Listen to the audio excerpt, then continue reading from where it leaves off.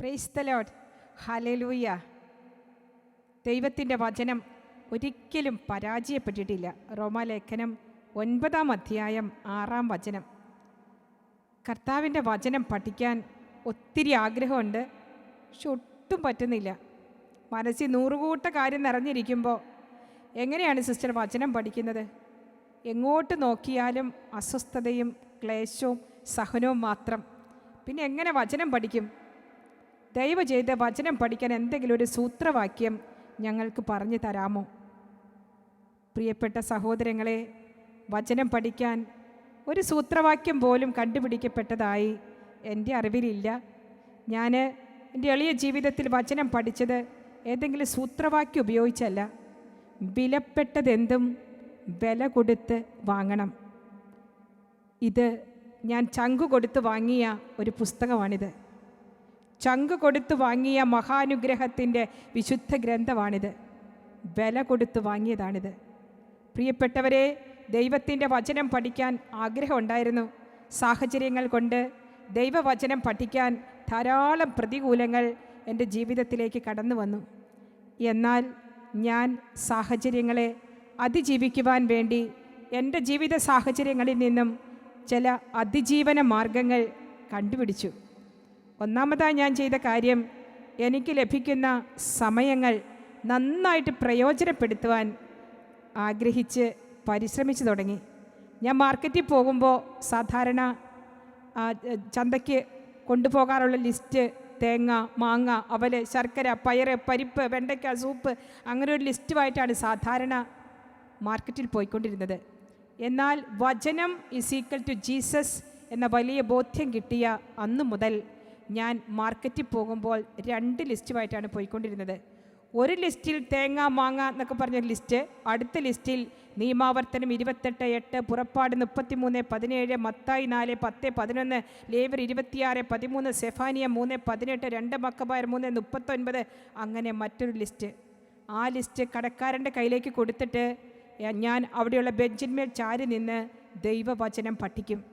2-3 മണിക്കൂറുകൾക്ക് ശേഷം തിരിച്ച് ഓട്ടോറിക്ഷ, ചന്ത സാധനങ്ങളുമൊക്കെയായി കിച്ചണിൻ്റെ മുമ്പിൽ കൊണ്ടുവന്ന് നിർത്തുമ്പോഴേക്കും ഒരു 30ഓളം ദൈവവചനം ബൈഹാർട്ട് ചെയ്തിരിക്കും. ഹല്ലേലൂയ. വിലപ്പെട്ടതെന്തും വില കൊടുത്ത് വാങ്ങണം. എൻ്റെ വീട് തൊടുപുഴ അടുത്താണ്. Kothamangalam to Thodupuzha 1.5 മണിക്കൂറുണ്ട്. 2 and 4 3 hours. തലേ ദിവസമേ കാൽക്കുലേഷൻ നടത്തും. ഈ 3 മണിക്കൂർ സമയം കൊണ്ട് എത്ര ദൈവവചനം എനിക്ക് പഠിക്കാൻ സാധിക്കും? ഒരു 50ഓളം ദൈവവചനം എഴുതി എൻ്റെ പേഴ്സിൽ വയ്ക്കും. വണ്ടിയിൽ കയറുമ്പോൾ മുതൽ ഏകാഗ്രതയോടുകൂടെ ദൈവവചനം ഇരുന്ന് പഠിക്കാൻ തുടങ്ങും.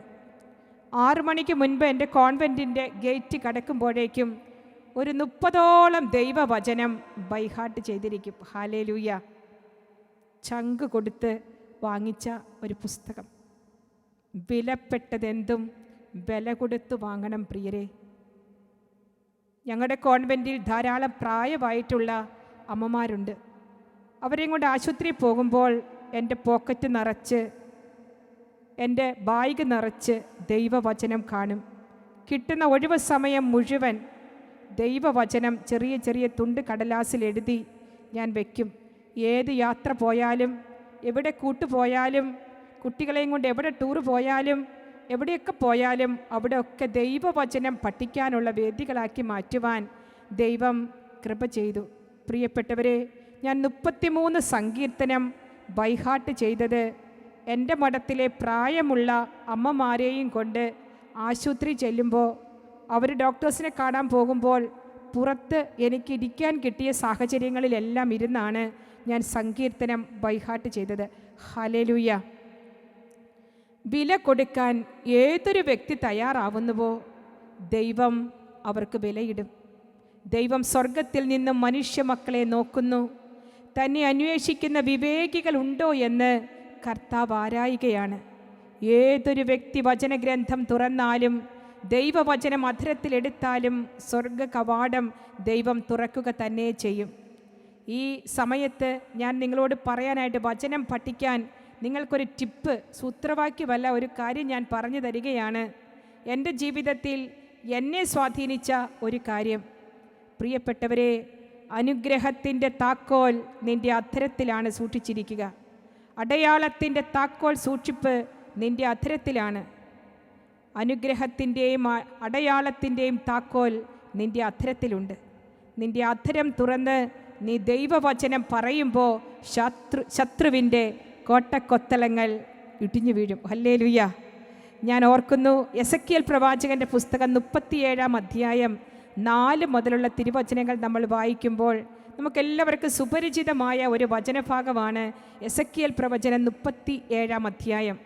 അതിൻ്റെ ഹെഡിങ് അസ്ഥികൾ പൂക്കുന്ന താഴ്വര. കേട്ടുകേൾവി പോലും ഇല്ലാത്ത ഒരു കാര്യം. അസ്ഥികൾ പൂത്തുവരിക, അസ്ഥികളിൽ നാഡീഞരമ്പുകൾ വയ്ക്കുക, അസ്ഥികളിൽ വീണ്ടും സ്നായുക്കൾ വയ്ക്കുക, അസ്ഥികളിൽ ചർമ്മം പൊതിയുക, അസ്ഥികളിൽ ബ്ലഡ് ഉണ്ടാവുക, അസ്ഥികൾക്ക് ജീവൻ വയ്ക്കുക. കേട്ടുകേൾവി പോലുമില്ലാത്ത ഒരു കാര്യം ഇതാ അധരം കൊണ്ട് സൃഷ്ടിക്കപ്പെടുന്ന ഒരു മഹത്തായ കാഴ്ച നാം കാണുകയാണ്. എസെക്കിയേൽ പ്രവാചകനോട് കർത്താവ് പറഞ്ഞു, നീ അസ്ഥികൾക്ക് ചുറ്റും വലം വയ്ക്കുക. ദൈവമായ കർത്താവ് എന്നോട് ചോദിച്ചു, മനുഷ്യപുത്ര, ഈ കിടക്കുന്ന അസ്ഥികൾക്ക് ജീവിക്കാൻ സാധിക്കുമോ? ഞാൻ പറഞ്ഞു, ദൈവമായ കർത്താവേ, അങ്ങേക്ക് അറിയാമല്ലോ. അവിടുന്ന് എന്നോട് പറഞ്ഞു, മനുഷ്യപുത്ര, ഈ കിടക്കുന്ന അസ്ഥികൾക്ക് ചുറ്റും നീ വലം വയ്ക്കുക. ഞാൻ അവയ്ക്ക് ചുറ്റും വലം വെച്ചു. വെറുതെ അല്ല വലം വെച്ചത്, വലം വച്ചപ്പോൾ അവ വളരെയേറെ ഉണ്ടായിരുന്നു. അവ ഉണങ്ങി വരണ്ടിരുന്നു. ഉണങ്ങുക മാത്രമല്ല, വരളുക കൂടി ചെയ്തിരുന്നു. എന്താണ് ഉണങ്ങുക എന്ന് പറഞ്ഞാൽ തന്നെ നമുക്കറിയാം, അസ്ഥി ഉണങ്ങി എന്ന് പറഞ്ഞാൽ അതിന് പിന്നെ യാതൊരു ജീവനുമില്ല. പ്രിയപ്പെട്ടവരെ, ഒരു ബാക്ടീരിയയ്ക്ക് പോലും വേണ്ടാത്തൊരു സാധനമാണ് ഈ അസ്ഥിക്കഷ്ണം. ഒരു പട്ടി പോലും അസ്ഥിക്കഷ്ണത്തെ ഉണങ്ങി വരണ്ടിരിക്കുന്ന ഒരു അസ്ഥിക്കഷ്ണം ഒരു പട്ടി പോലും തൻ്റെ വായിലെടുക്കത്തില്ല. ഈ ദൈവമായ കർത്താവ് എന്നോട് ചോദിച്ചു, മനുഷ്യപുത്ര, ഈ കിടക്കുന്ന അസ്ഥികൾക്ക് ജീവിക്കാൻ സാധിക്കുമോ?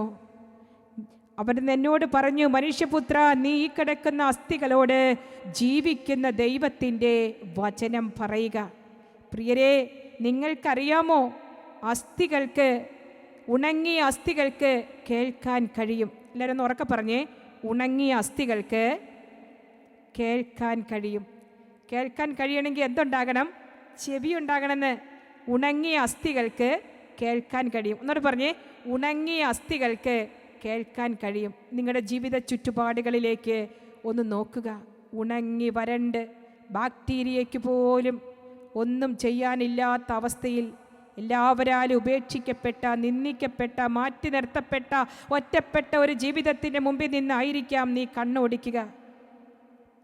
കുടുംബജീവിതത്തിൻ്റെ അകത്തലങ്ങളിൽ അസ്ഥി പോലെ എത്രയോ ആളുകൾ ആത്മീയത തകർന്നിരിക്കുന്ന അവസ്ഥയിലുണ്ടാകാം. നോക്കുക, മനുഷ്യപുത്ര, ഈ കിടക്കുന്ന അസ്ഥികൾക്ക് ജീവിക്കാൻ സാധിക്കുമോ? അധരത്തിലാണ് പ്രിയരെ നിന്റെ താക്കോൽ വച്ചിരിക്കുന്നത്. താക്കോൽ കൂട്ടം അധരത്തിലുള്ളപ്പോൾ നീ അധരം തുറന്ന് ദൈവവചനം പറയണം. ഞാൻ അവയ്ക്ക് ചുറ്റും വലം വച്ച് ഞാൻ അവയോട് ജീവിക്കുന്ന ദൈവത്തിൻ്റെ വചനം പറഞ്ഞു. 37-ാം അധ്യായം 5-6. ദൈവമായ കർത്താവ് അരുളി ചെയ്യുന്നു, ഞാൻ നിങ്ങളിൽ പ്രാണൻ നിവേശിപ്പിക്കും, നിങ്ങൾ ജീവൻ പ്രാപിക്കും. ഞാൻ നിങ്ങളുടെ മേൽ ഞരമ്പുകൾ വച്ചു പിടിപ്പിക്കും, മാംസം വളർത്തും, ചർമ്മം പൊതിയും. ഞാൻ നിങ്ങളുടെ മേൽ പ്രാണൻ നിവേശിപ്പിക്കും.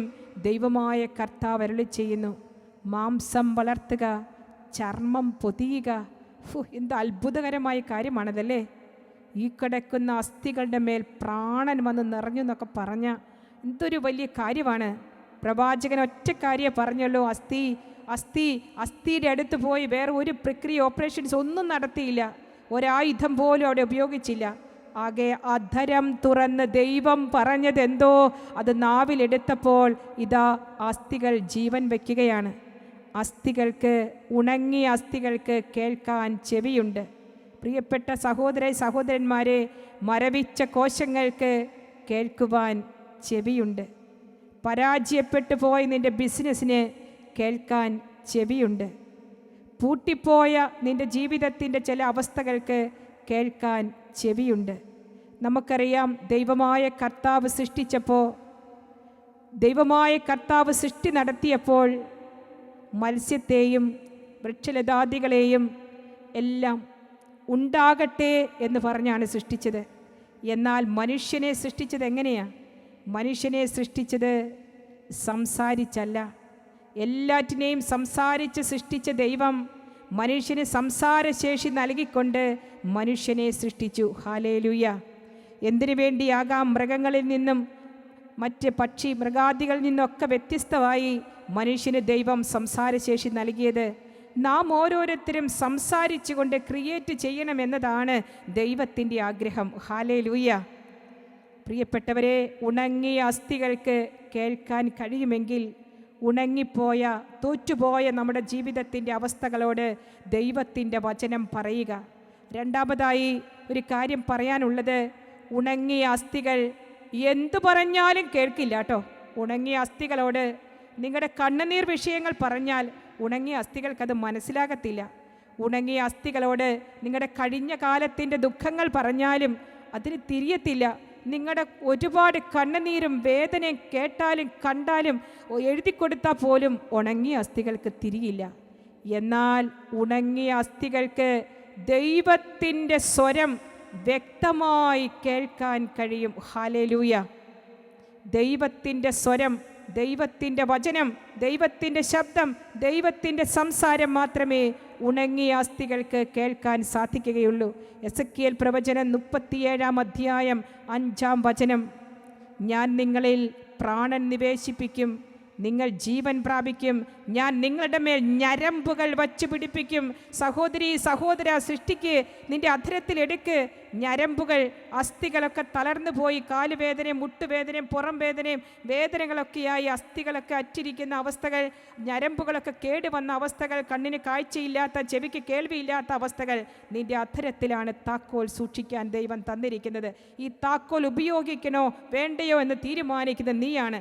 എത്ര കണ്ണുനീർ കഥകൾ വരണ്ടിരിക്കുന്ന അസ്ഥിയോട്, ഒടിഞ്ഞു തൂങ്ങി നുറുങ്ങിയിരിക്കുന്ന അസ്ഥിയോട് പറഞ്ഞാലും അതിന് തിരിയത്തില്ല. എനിക്ക് പഠിക്കാൻ പോകാനുണ്ടായിരുന്നു, അവിടെ പോകാനുണ്ടായിരുന്നു, ചുമക്കാനുണ്ടായിരുന്നു, ഇതൊക്കെ ഉണ്ടായിരുന്നു, പക്ഷേ ഇനി എനിക്കത് സാധിക്കില്ല, കാലിൽ നിവർന്ന് നിൽക്കാൻ പോലും എനിക്ക് സാധിക്കുമെന്ന് അറിയത്തില്ല, എന്തുമാത്രം കാര്യങ്ങൾ ജീവിതത്തിൽ പൂർത്തിയാക്കാനുണ്ട്, ഇത്രയും വലിയ കുടുംബനാഥനായി ഞാൻ, ഇത്രയും വലിയ ഉത്തരവാദിത്തങ്ങൾ ഇനിയും നിർവഹിക്കുവാനുള്ള ഒരു കുടുംബനാഥനായി ഞാൻ ഇപ്പോഴേ ഇങ്ങനെ നടക്കാൻ പറ്റാത്ത അവസ്ഥയിലായാൽ എന്താണ് അവസ്ഥ? എൻ്റെ കണ്ണിൻ്റെ കാഴ്ച ഓരോ ദിവസം ചെല്ലും തോറും കുറഞ്ഞു പോകുന്നു. ഞാൻ പോകാത്ത ആശുപത്രികളില്ല, ചെയ്യാത്ത മരുന്നുകളില്ല എന്ന നിങ്ങളുടെ കണ്ണുനീർ കഥകളും നിങ്ങളുടെ ജീവിത വിഷയങ്ങളൊക്കെ ഈ അസ്ഥികളോടും ഞരമ്പിനോടും പറഞ്ഞാൽ ഒന്നും തിരിയത്തില്ല.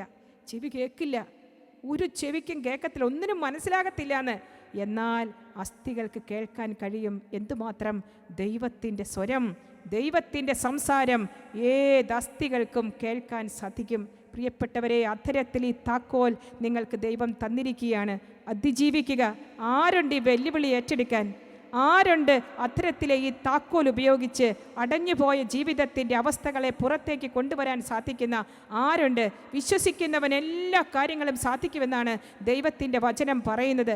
പറഞ്ഞാൽ വിശ്വസിക്കാനാവാത്തൊരു പ്രവൃത്തി നിങ്ങളുടെ നാളുകളിൽ ഞാൻ ചെയ്യാൻ പോകുന്നുവെന്ന് ഹബക്കുക്ക് പ്രവാചകന്റെ പുസ്തകം 1-ാം അധ്യായം 5-ാം വചനം പറയുന്നു. ഹബക്കുക്ക് പ്രവാചകന്റെ പുസ്തകം 2-ാം അധ്യായം 4 മുതലുള്ള തിരുവചനങ്ങൾ പറയുന്നു, എൻ്റെ നീതിമാൻ വിശ്വാസം വഴി ജീവിക്കും, വിശ്വസിക്കുന്നവൻ എല്ലാ കാര്യങ്ങളും സാധിക്കും. പ്രിയപ്പെട്ടവരെ, നമുക്ക് വിശ്വാസത്തിൻ്റെ ശക്തിയാൽ നമുക്ക് മുന്നോട്ടേക്ക് നടക്കാം. ജഫ്ത, സാംസൺ, സോളമൻ, സാമുവൽ എന്നിവരെക്കുറിച്ചും പ്രവാചകന്മാരെക്കുറിച്ചും പറയുവാൻ വാക്കുകൾ പോരാ. വിശ്വാസത്തിൻ്റെ ശക്തിയാൽ അവർ സിംഹങ്ങളുടെ വായ്കൾ പൂട്ടി. പ്രിയപ്പെട്ടവരെ, സിംഹത്തിനൊരു ഗദ എടുത്തിട്ട് ഒറ്റ അടി വെച്ച് കൊടുത്തിട്ടല്ല സിംഹത്തിൻ്റെ വായ്കൾ പൂട്ടിയത്. അധരത്തിലാണ് താക്കോൽ. നിന്റെ കുടുംബത്തിനെതിരെ ചീറി അടുക്കുന്ന സിംഹത്തിൻ്റെ വായ്കൾ പൂട്ടാൻ നിന്റെ അധരം ഒന്ന് തുറക്ക്. ജോബിൻ്റെ പുസ്തകം 29:17 കർത്താവിൻ്റെ വചനം പറയുന്നു, കർത്താവ് ദുഷ്ടൻ്റെ ദ്രംഷ്ടങ്ങൾ തകർക്കുന്നു, അവൻ്റെ പല്ലിൻ്റെ ഇടയിൽ നിന്ന് ഇരയെ വിമോചിപ്പിക്കുന്നു. പല്ലിൻ്റെ ദുഷ്ടൻ്റെ ദ്രംഷ്ടങ്ങൾ തകർത്ത് പല്ലിൻ്റെ ഇടയിൽ നിന്ന് ഇരയെ വിമോചിപ്പിക്കുന്നത് ഈ താക്കോൽ ദൈവവചനം എന്ന താക്കോൽ.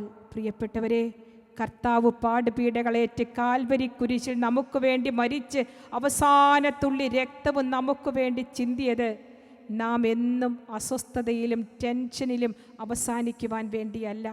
നിരാശയുടെ വക്താക്കളായി നമ്മുടെ ജീവിതം അവസാനിപ്പിക്കണമെന്നുള്ളതല്ല ദൈവത്തിൻ്റെ പദ്ധതി. എഫ്രായിം, നീ എൻ്റെ ഓമനക്കുട്ടനല്ലേ, എൻ്റെ വത്സലപുത്രൻ. പ്രിയപ്പെട്ടവരെ, ഈ ശബ്ദം, ഇത് ദൈവത്തിൻ്റെ ശബ്ദമാണിത്. ഇത് കേൾക്കണം. മനുഷ്യർ പറയുമായിരിക്കും നീ മോശമാണ്, കൊള്ളില്ല, എല്ലാവരും തഴഞ്ഞിടപ്പെട്ട ഒരു ജീവിതമായിരിക്കും നിങ്ങളുടേത്. പക്ഷേ നിൻ്റെ കണ്ണിൽ നോക്കി കർത്താവ് ഇപ്പോൾ പറയുന്നു, എഫ്രായിം, നീ എൻ്റെ ഓമനക്കുട്ടനല്ലേ, എൻ്റെ വത്സലപുത്രൻ. പ്രിയപ്പെട്ടവരെ, മനുഷ്യൻ്റെ ശബ്ദമല്ല നമ്മൾ കേൾക്കേണ്ടത്, ദൈവത്തിൻ്റെ ശബ്ദം. എൻ്റെ ദൈവത്തിന്, എൻ്റെ ഈശോയ്ക്ക് എന്നെക്കുറിച്ച് എന്താണ് പറയാനുള്ളതെന്ന് നിങ്ങൾ വചനത്തിലൂടെ കണ്ടെത്തണം. പ്രിയപ്പെട്ട യുവതി യുവാക്കന്മാരെ, നിങ്ങളോട് സിസ്റ്റർക്കൊന്ന് പറയാനുണ്ട്. ഈ കാലഘട്ടത്തിൽ ഒരുപാട് കാര്യങ്ങൾ ക്രിയേറ്റ് ചെയ്യുന്നവരാണ് നിങ്ങൾ ഓരോരുത്തരും. നിങ്ങൾ ക്രിയേറ്റ് ചെയ്യുന്നത്, ഇന്ന് മുതൽ നിങ്ങൾ ക്രിയേറ്റ് ചെയ്യേണ്ടത് നിങ്ങളുടെ കരങ്ങൾ കൊണ്ടും നിങ്ങൾ ഫോൺ ഉപയോഗിച്ചൊക്കെ ഒത്തിരി കാര്യം ക്രിയേറ്റ് ചെയ്യാറുണ്ട്. എന്നാൽ അധരം കൊണ്ട് ക്രിയേറ്റ് ചെയ്യുന്നതിൽ പലപ്പോഴും നമ്മൾ പരാജയപ്പെട്ടു പോവുകയാണ്. താക്കോൽ ദൈവം നമുക്ക് തന്നിരിക്കുക, ആത്മീയ ജീവിതത്തിൻ്റെ ഏത് വിഷയങ്ങളെയും ഭൗതിക ജീവിതത്തിൻ്റെ ഏത് അവസ്ഥകളെയും നിത്യതയോളം നമ്മെ കൊണ്ടുവന്നെത്തിക്കുവാനുള്ള താക്കോൽ നമ്മുടെ അധരത്തിലാണ് ദൈവം തന്നിരിക്കുക. പ്രിയപ്പെട്ട സഹോദരങ്ങളെ, മാനസാന്തരത്തിൻ്റെ ഒരംശം പോലും നമ്മുടെ ഇന്ന വ്യക്തിക്കില്ല എന്ന് നിങ്ങളുടെ മനസ്സ് പറയുമ്പോഴും അത് അധരത്തിലെടുക്കാതെ മാനസാന്തരം ആവശ്യമുള്ള ആ വ്യക്തിക്ക് വേണ്ടി കർത്താവിൻ്റെ വചനം പറഞ്ഞങ്ങോട്ട് പ്രാർത്ഥിക്കുക. എഫേസൂസ് ലേഖനം 3-ാം അധ്യായം 21-ാം തിരുവചനം പറയുന്നു. എഫേസൂസ് ലേഖനം 3:21, നമ്മിൽ പ്രവർത്തിക്കുന്ന ശക്തിയാൽ നാം ചോദിക്കുന്നതിലും ആഗ്രഹിക്കുന്നതിലും വളരെയേറെ ചെയ്തു തരാൻ കഴിവുള്ള അവിടത്തേക്ക് സഭയിലും യേശുക്രിസ്തുവിലും തലമുറകളോളം എന്നേക്കും മഹത്വമുണ്ടായിരിക്കട്ടെ. ആമേൻ. പ്രിയപ്പെട്ട സഹോദരങ്ങളെ, നമുക്ക് പറയാനുള്ള ഒരു കാര്യം, അധരത്തിലെ താക്കോൽ നമ്മൾ ഉപയോഗിക്കണം. അധരം തുറന്ന് ഈ താക്കോൽ ഉപയോഗിച്ച് ഏത് ശത്രുവിൻ്റെ കോട്ട മതിലുകളെയും തകർക്കുവാൻ നമുക്ക് സാധിക്കും. എസെക്കിയേൽ പ്രവാചകന്റെ പുസ്തകത്തിൽ പറഞ്ഞപ്പോൾ നമുക്ക് മനസ്സിലായി, എല്ലാ കാര്യങ്ങളും അസ്ഥികൾക്ക് തിരിയത്തില്ല, ദൈവത്തിൻ്റെ ശബ്ദം മാത്രമേ അസ്ഥികൾക്ക്, വരണ്ടുണങ്ങിയ അസ്ഥികൾക്ക് തിരിയൂ എന്നുള്ളത്. ഇന്നു മുതൽ നമ്മൾ വചനം പഠിക്കാൻ ആഗ്രഹിക്കുന്നവരെല്ലാം ആദ്യം പഠിച്ചു വെക്കേണ്ട ഒരു വചനമാണ് എസെക്കിയേൽ പ്രവാചകന്റെ പുസ്തകം 37-ാം അധ്യായം 5-6. 2 വലിയ ബോധ്യങ്ങൾ നിങ്ങൾക്ക് അതിൽ നിന്ന് കിട്ടണം. ഒന്നാമത് കിട്ടേണ്ടതായ ഒരു ബോധ്യമാണ്, അസ്ഥികൾക്ക്, ഉണങ്ങിയ അസ്ഥികൾക്ക് കേൾക്കാൻ കഴിയും. എന്നിട്ട് പറഞ്ഞേ, ഉണങ്ങിയ അസ്ഥികൾക്ക് കേൾക്കാൻ കഴിയും. രണ്ടാമത്തെ കാര്യം പറഞ്ഞേ, ഉണങ്ങിയ അസ്ഥികൾ എന്തു പറഞ്ഞാലും കേൾക്കില്ല, ദൈവത്തിൻ്റെ ശബ്ദം മാത്രമേ അസ്ഥികൾക്ക് തിരിയുകയുള്ളൂ. ഹല്ലേലൂയ. നമുക്ക് ദൈവ ശബ്ദത്തെ നമ്മുടെ സംസാരമാക്കി നമുക്ക് മാറ്റാം. ഈ കാഹളധ്വനി നമ്മുടെ അധരത്തിൽ നിന്ന് പൊട്ടി പുറപ്പെടട്ടെ. ഒരിക്കലൊരു വ്യക്തിയോടെ പ്രാർത്ഥിക്കാൻ വന്നു. പ്ലാസ്റ്റർ ഇട്ട് കഴിഞ്ഞപ്പോൾ കാല് 2 രീതിയിലായിട്ട് മാറി. എന്ത് ചെയ്യണമെന്നറിയാതെ ആ വ്യക്തി നിലവിളിച്ചുകൊണ്ടാണ് വന്നത്. ഒരെണ്ണത്തിൻ്റെ നീട്ടം അല്പം കുറഞ്ഞു പോയി, ഒരു കാലിൻ്റെ നീട്ടം. എന്തി നടക്കുന്ന ആ വ്യക്തി. പ്രിയപ്പെട്ടവരെ, നമ്മൾ ഭൗതികമായ ഒരു കാര്യത്തിന് വേണ്ടിയല്ല ദൈവത്തിൻ്റെ വചനം ഉപയോഗിക്കേണ്ടത്. സ്വർഗീയമായ എല്ലാ ആത്മീയ വരങ്ങളും നമ്മിലേക്ക് കൊണ്ടുവരുന്നത് ദൈവത്തിൻ്റെ വചനമാണ്. വചനം പറയുമ്പോൾ നമ്മൾ ഇരുവായ്ത്തലയുള്ള വചനം പറയുമ്പോൾ നമ്മൾ മാത്രമല്ല പറയുന്ന, നമ്മളും കേൾക്കുന്നവരും അതിൻ്റെ ഫലം അനുഭവിക്കും. ഈ വ്യക്തിക്ക് പറഞ്ഞു കൊടുത്ത വചനം ഇതായിരുന്നു.